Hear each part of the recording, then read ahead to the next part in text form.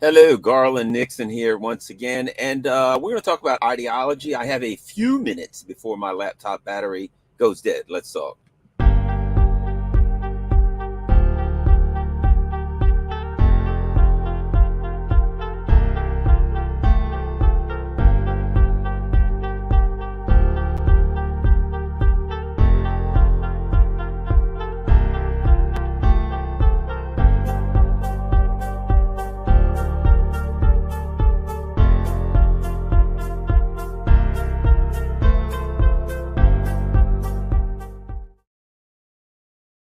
Garland here, and if this thing suddenly goes dark, you'll know that my battery laptop died. I got we'll see how much here.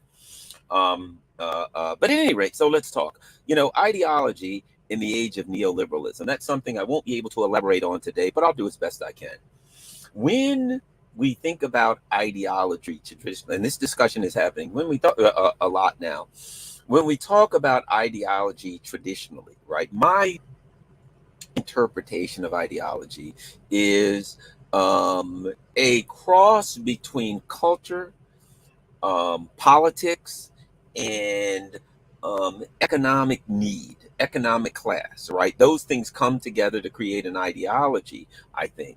Some of the things have to do with your culture. What do you think is important as far as work? What do you think is important as far as who needs to be helped? Poor people. Is it their fault that they're poor? Is it the circumstances in their lives? Is it bigger things that they can't control? Is it some combination of both, right? All of those things come together to let you say, should we or should we not help the poor? And if so, how much and in what ways, right? The rich, right? Saying, why are people rich? How did they get rich? Should you incentivize the rich, incentivize the poor? These kinds of things come together.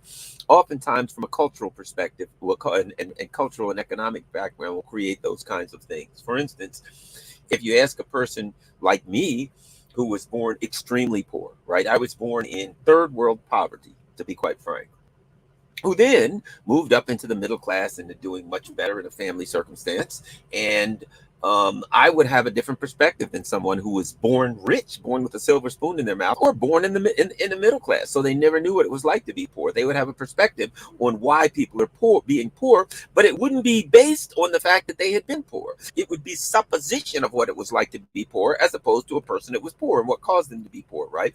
Race. So were you born black, white, green, gray, or grizzly? Those things can help to determine your view on race.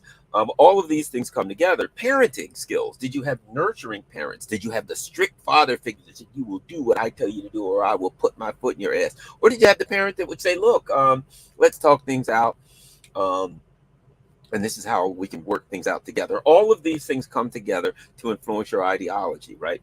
And of course, the politics of your country, the political, shall we say, I could use a more positive term, brainwashing in your country. Does your country tell you that this particular ideology is evil and this particular ideology is good? So there's a political culture here in your country, right? But I would argue that a lot of this came, if you think back to the French Revolution, right? If you think back to France in that time, the terms left and right, and you probably, forgive me if you've heard me talk about this before, but left and right came from what? If you literally, they were physical metaphors. If you sat on the left side of the room in the French Parliament, then this was the side of the room that people that tend to look out for the working class, that wanted change, that wanted revolutionary change, that pushed back against the status quo. If you literally sat on the right side of the room in the French Parliament, you were more likely to support the class system, the nobility, keeping things with the status quo, support the monarchy, things of that nature. So these were physical metaphors, right? And now we say left and right. And as I always say from my study in Zen, the terms left and right are sounds, right? But people say, the big thing now, right, in politics, they want to hang someone up. Some politicians run in and they say, okay, what is a woman, right? That's attempt to hang somebody else up there. Perhaps they would say, well, they want to now say, what they're asking is, can a person who is trans or declares themselves a woman be a woman or not a woman and all this kind of stuff? If they were to ask me that, if I'm running, they say, what is a woman? I'd say it's a noun. Woman, the word woman, that's a noun. That's what it is. Now, if they say no, but what is a woman? I'd say it's a noun. It's a sound. How about we go with this? Woman, that's a sound. Like bleh, bleh is a sound. The question is not the sound that I'm making. What you're asking me is when I make that sound, what am I referring to? It's knowing the difference between the symbols and the sounds and the things that refer to the real world and the actual real world that they're referring to, right? So when I talk about ideology, that comes into play. So when I say left or right, in one country, I'm talking about one thing. In another country, I'm talking about another thing. When I say left and right, what the hell am I talking about? What am I talking about when I say left and right? I have people that talk about Joe Biden, traditional left and right. They'll say Joe Biden's the left, and I'll say, well, let's look at traditional left. Traditional left was number one. Does this work better? I don't know. What the hell? Number one, traditional left. And let's say everything sound okay, good. I don't see anybody complaining about the sound. Okay. Traditional left was politics that were based on economic class with a leaning towards the poor and a leaning towards the impoverished, right? It was traditional left. Whatever you think of the left or right, traditional left was bottom up politics, right? Traditional left was change, revolutionary change, transferring the power from the top to the bottom. You can argue whether it worked, it's good or bad. That's irrelevant. I'm saying what the traditional left was: anti-war, anti-status quo, anti-establishment, anti-status quo. It was change, progress. That's the word progressive change. It was anti-corporate. It was when I say anti-corporate or anti-status quo, traditional left was very untrustworthy of concentrated power, putting power in the hands of a few people. This was all traditional left. Traditional left was very much in favor of organized labor, right? It was a very strong and powerful social safety net, healthcare, getting the government to put funding all of our money together in the government and using that money to give people healthcare and help people out, right? Okay, that's traditional left. And one of the things that's happened now, in the age of neoliberalism, right? The people in power still want to maintain the illusion that the traditional left and the traditional right are in fact still the standards that we use for left and right. So that people, and in the United States, the people in power want to say traditionally the Democrats were considered the left for some period of time. This has shifted around, right? People get so stupid here in the United States. They're like, well, Democrats in the year 1874 did this. And the Democrats in the year 1912 did this. Therefore, the Democrats in the year 2023 are the same people as the Democrats in the year 1823. Well, they're all dead. It's a whole different party. Let's not play that game of, well, you shouldn't support the Democrats or the Republicans, or well, the Republicans were the party of Lincoln. Ideologically, the Republicans are absolutely conservatives, which was fundamentally opposed to Lincoln. The conservatives, I don't care what you call them, were fundamentally opposed to Lincoln so much that they killed him and tried to wipe out his entire cabinet. So when you say the Republicans or the Democrats or the left and the right, that's one thing. But what happens when you use other words like conservative? When you use a term like a conservative and you say, what is Joe Biden? Is he for the status quo? Yeah, he certainly is. Is he for concentrated and focused power in the hands of few? Yes, he is. Is he pro-war? Yes, he is. Is he pro-corporate? Yes, he is. Under the standards used to evaluate left and right, traditionally, he don't meet those standards. He meets the standards of a conservative, but not just, you got to add class to it.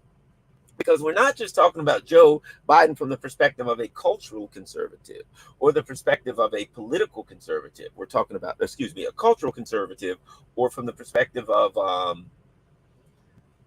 an economic, I guess. So I'll just say this: cultural conservative as opposed to political economic conservative. Joe Biden politically and economically is conservative. Now, one of the things that neoliberals have learned to do is to head fake to progressives or lefties or whatever, right? And say, I'm with you on fill in the blank. I don't know, climate change, whatever it is, right? I'm with you on that now. But to do the opposite of what they say, for instance, in America, a lot of lefties would like to see more things moved in a responsible way towards clean energy. Okay. So a Joe Biden will say, I believe in climate change and we should have clean energy. And he'll do the opposite. He'll give out more drilling in the Arctic, drilling everywhere, all the things that the conservatives would do. He'll do, but he'll just say to his so-called constituency that he sees the world different, that he's doing things different than he really is. And that's one of the things the neoliberals have found. They use the rhetoric of the left and the political actions and the ideology of conservatism and actually of the noble autocratic oligarchical class. What you really see today, and this is where people will get mixed. I'm going to clarify something. What you really see today is not a traditional left and right as we understood it. Why is it that Garland Nixon has so many people that watch my show that I have friends with, that I go to anti-war rallies and they're the best of friends, and oh, we're hugging and backslapping and we're the best of friends. They're libertarians, they're MAGA people, they're right wingers, conservatives, old school conservatives. And I got people that are liberals that I can't be in a room with because I don't want to hear the crap that they're talking, right? They're just talking about today's liberal is bamboozled into thinking that if they accept certain cultural issues, many of which are a lot of people of various ideologies have great questions about, but cultural ideology, right? If they say, okay, the issue, the LGBTQ, the trans issue, things like that. If in fact, and you'll see this on like Fox News, you'll hear them say the lefties are all concerned about the trans issue and the LGBTQ issue. Well, again, we get into what do you mean when you use the word lefties, right? So what I'm getting at is this. I see a different way to start talking about ideology today. And I heard somebody talking about it recently where they were saying, look, you got the globalists, right? And the nationalists. I think that's one way to put it. There's a certain element where that's part of an ideological divide, right?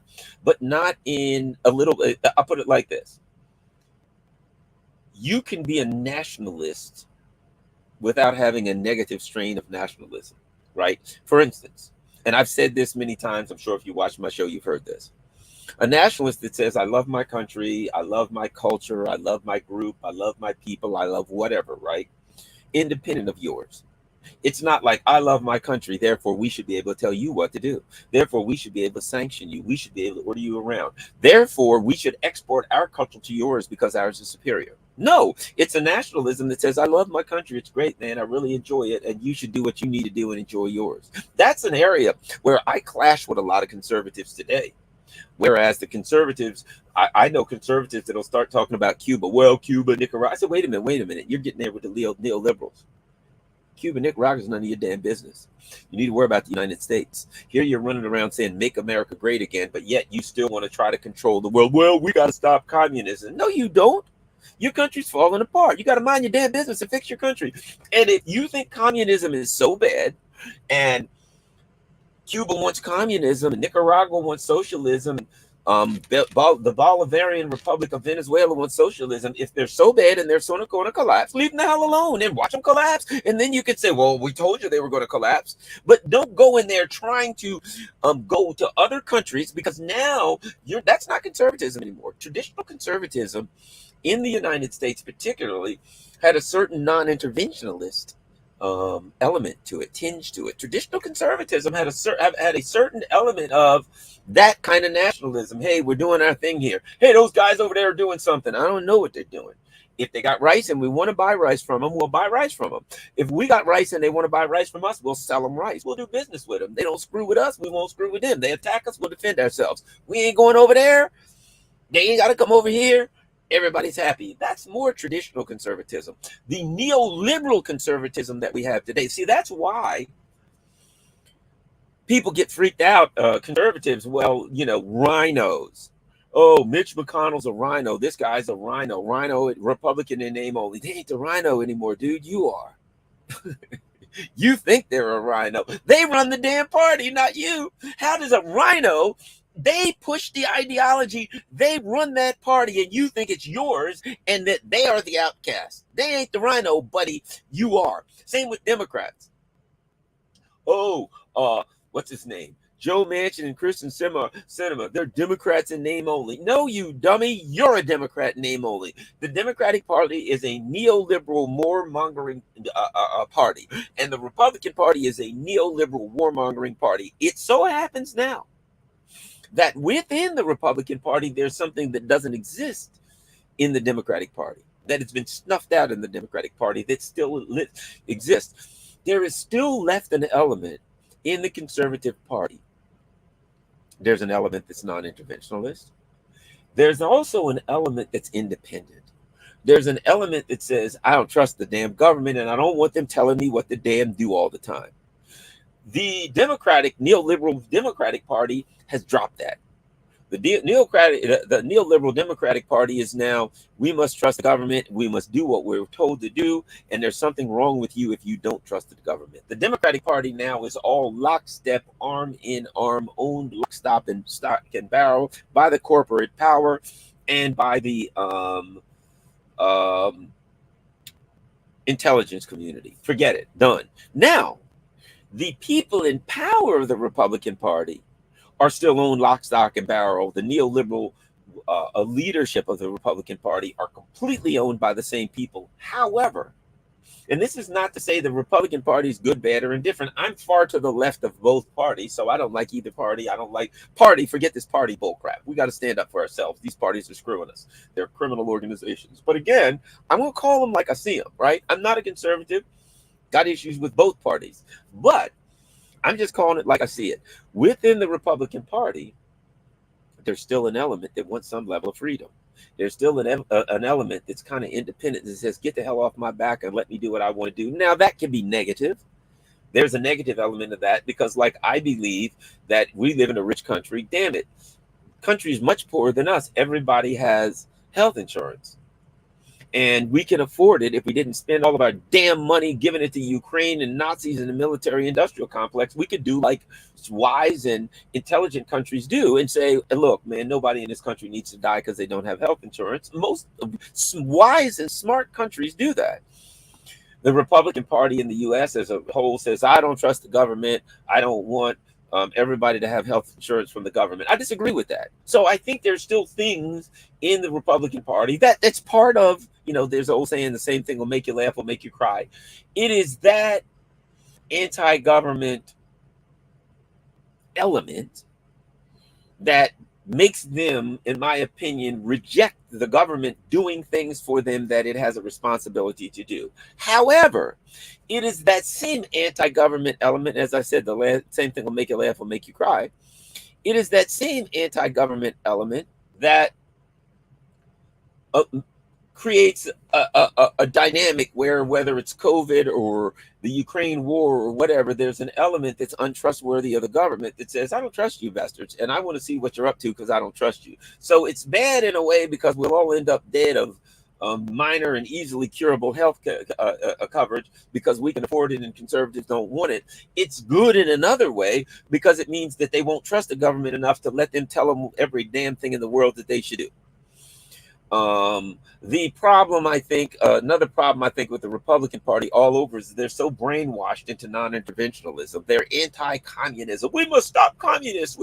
They've got this weird anti-communist religion instead of just simply saying, if another country wants a king and a queen and a monarchy, if another country wants mayhem and no government at all, if another country wants communism, some brand of socialism, anything another country wants, they can have. As long as they don't screw with us, we won't screw with them. And afterwards, we'll be able to say 10 years from now, see, communism and socialism didn't work, or see, it did work. The problem is so many conservatives in the U.S. will join in with the neoliberals for worldwide intervention, so that they can stop communism, and they end up just being puppets for the work for the military industrial complex, because they've been brainwashed into thinking that it's their job to go around the world and to police the ideology of every other damn country, which it is not.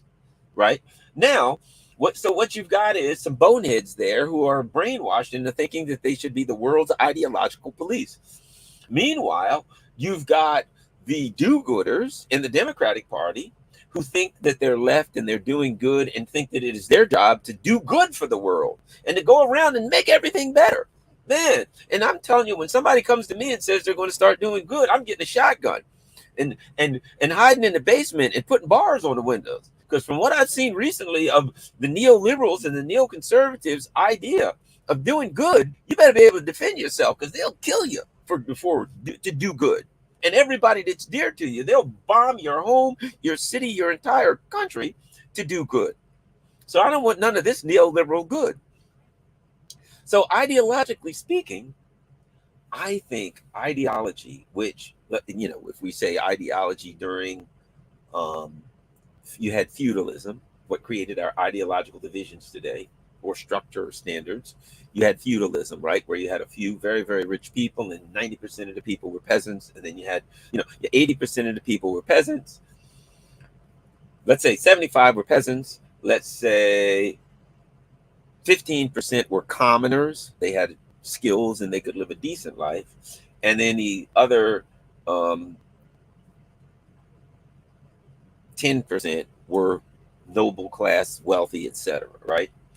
And that transitioned into the Industrial Revolution, where people started working, and you started getting the belief of workers that there's a lot of us working and we're getting screwed, and the owner of this company is making all the money and we're not getting our fair share. And then you started seeing unions, and then you started seeing the think about this. When the unions started, right, you had black and white unions that eventually came together at a time when black and white folks weren't supposed to come together. But why did they come together in unions? Because they had economic alignment. They had the same economic needs. They were in the same economic class. So you had these unions come together. You had the working class come together to push back against the capital class.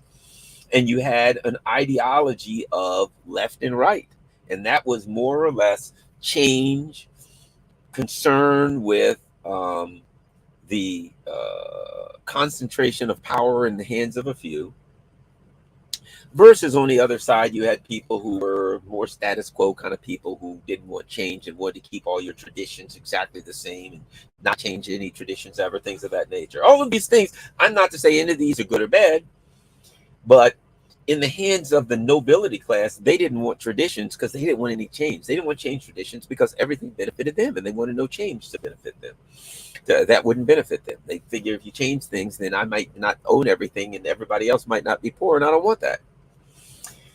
So you get into the Industrial Revolution and all that period of time, and the working environment kind of created the dynamics for ideology, in that you had a lot of working people, working class, working poor, various blah, blah, blah, middle class.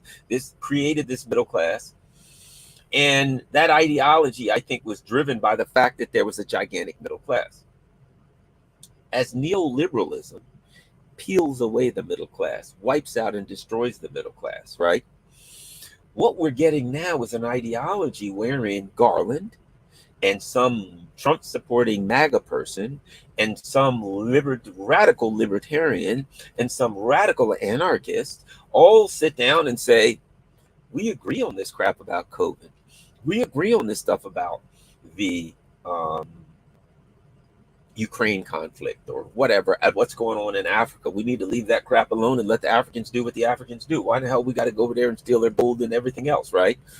So one of the things I think became a key delineation today, ideological delineation, and I think you'll agree with this, a very key and important ideological delineation is fact versus fiction, is having an honest discussion as best you can, understanding that my perspectives will be colored by my ideology, right? When I talk to you, my belief that everybody should have health care will help to will color my discussion. And a conservative who says the government should never have health care, that will color their discussion. But now, and particularly one of the things COVID did, there are people who learn something. Well, when someone starts talking about um, herd immunity, natural immunity, things like that, right? People who say, what does that mean? What can we learn about it? Are these claims valid or invalid, right? And Garland and some MAGA guy and some anarchist or whatever all read it, and they said, well, if COVID is a danger, we want to know the facts here. And we want to be able to make decisions based on the facts that we can find. And we could agree on that. I can agree with the MAGA guy that says we want to make decisions. There's ideological places where we'll drift apart. But when it comes to some pandemic illness, we want to make, or getting a shot, whatever, we want to make decisions based on empirical data, based on facts, based on things that we can find. I believe that's one of the significant delineations in ideology now, right? There are people who say, and this is the neoliberalism, they live in a consensus reality, right? A reality that says, I trust certain people as the ones who are the most knowledgeable and important in our society. They may be politicians, they may be whoever, they may be the government, it may be the FBI, it may be people with PhDs, whatever, right? I trust these people to tell me what's going on. And once they come to a consensus, I'm going to say that's the truth. How do I know? Because the people that I trust came to a consensus. That's why people like us will say, I don't care who came to the consensus. Show me something. Give me something to read. We got to trust ourselves. We don't trust these people. Give us something to read. We don't care about your damn consensus. We don't care about these smart people. These are the people, and we will point out a historical context. We'll say, these are the people that lied to us about weapons of mass destruction and other things. While in fact they may have better educations and backgrounds and all these things than us, they've lied to us in the past. We're not going to trust them now. We want to evaluate things on our own. That's why the neoliberals didn't understand us during COVID when we said, well, we'd like to research that. And they said, here's what they told you 6 feet apart. And we said, we want to know why. And we want to see the data on the 6 feet apart thing. You've got to take this shot. We didn't say we should or shouldn't. It's good or bad. What we said was, hey, man, I know there's some data out there on that shot. Can we look at the data? Right? Why? A lack of trust. We don't trust the ruling elite. These are people, a MAGA guy, a far lefty like me, an anarchist, whatever. We all got together and the ruling elite says, Garland, you guys got to do this. And we all looked at each other and said, oh, no, hell no. We ain't saying we won't do it. We're saying convince us. And to the neoliberal says, we don't need that, man. We already got a consensus. All of the people that we respect, all the people that we think are smart and educated, have all gotten together. They've all looked at that data. They've all evaluated that data, and they've come to a consensus that this is the best path. And we will say, well, you can take that consensus and stick it where the sun don't shine, because it don't mean nothing to me. I don't trust these damn people. So I think an ideological, what's the word I'm looking for? Divider, for lack of a better word. The line of division, the line of demarcation, are those who are willing to accept the consensus of the ruling elite, right? And those of us who see the ruling elite as fully discredited, so we could never accept their consensus. We will listen to their recommendations, but we trust ourselves more than we trust the ruling elite. We see them as wholly discredited. They lied to us about weapons of mass destruction. They lied to us about war after war. And we look at them, and when you say, well, blah, blah, blah, blah about Ukraine, we say, but yeah, those people lied to us in the past, so we don't trust them this time. We're not saying you're right or wrong, but we want to look at things through a historical context. And when we start reading, looking at the data, we say, hey, man, before I make a decision on Ukraine, I need to know, what's the history over there? Well, this guy's the good guy, this guy's the bad guy. Great, show me something. What's the history? How did we get there? And when we start saying, pointing things out, say, man, you got that wrong. You got this wrong. You got that wrong. Wait a minute, I have a right to a different, and all they got is this: you're evil. Why? Because you don't agree with us. Because there's a good side. So keep in mind, an ideology of liberalism is one of villains and heroes. So what they say is Putin is the villain, Assad is the villain, Maduro is the villain, communism is the villain, whatever, right? They give you a list of villains. And at that point, the data does not become important anymore because you say, okay, the Russians did this. No, no, don't say Russia, Putin. Putin did this. And therefore, it's evil. That's what they say. And we say, well, because Putin's evil. And we say, well, regardless of whether Putin's evil, that's a whole nother discussion. He could be, he could not be. But we want to find out the actual data on this particular conflict so we can make a decision based on what we can present to defend ourselves. What we want to say is, if I take a position on Ukraine, I want to be able to defend that position. And the only way I can defend that position is if I have accurate knowledge about the situation and the past. See how much time I got left. Probably not a whole lot. 11%. Things ain't looking good, gang. So I'll get ready to finish up. So how much time have I done? 30 minutes. Wow, that's great. So I'll give you a couple more minutes. So the bottom line is this. Ideology in this day and age, I think, is the left and right is not, as we understood it, is not a valid way to evaluate ideology. I think we can start evaluating it by a couple of things. Number one, those who trust the consensus of the ruling elite class. When they come to all put their heads together and come up with something and say, this is what it is, we should all stand 6 feet apart, whatever it is. Those who will arbitrarily accept that. Okay, this is what they said, it's true. Versus those, okay, last thing, almost done. Versus those who don't accept that. And I think those who see the world as a place where they have a superior ideology and a superior culture, and that has to be enforced around the world on the lesser minds. We got to go to Africa, the Middle East, Asia, everywhere, and have them do what we do, think like we think, act like we act, because we are superior, as opposed to a lot of us who are more concerned with home and simply say, first and foremost, as my mom used to always say, charity starts at home and spreads abroad. Those who say we need to take care of home, that was what MAGA was about. There was a certain reasonableness to MAGA. MAGA was make America great again. There were some areas around that I disagreed, but there were some areas where they said, look, man, let's do what we got to do for home. That's not unreasonable. That's not unreasonable.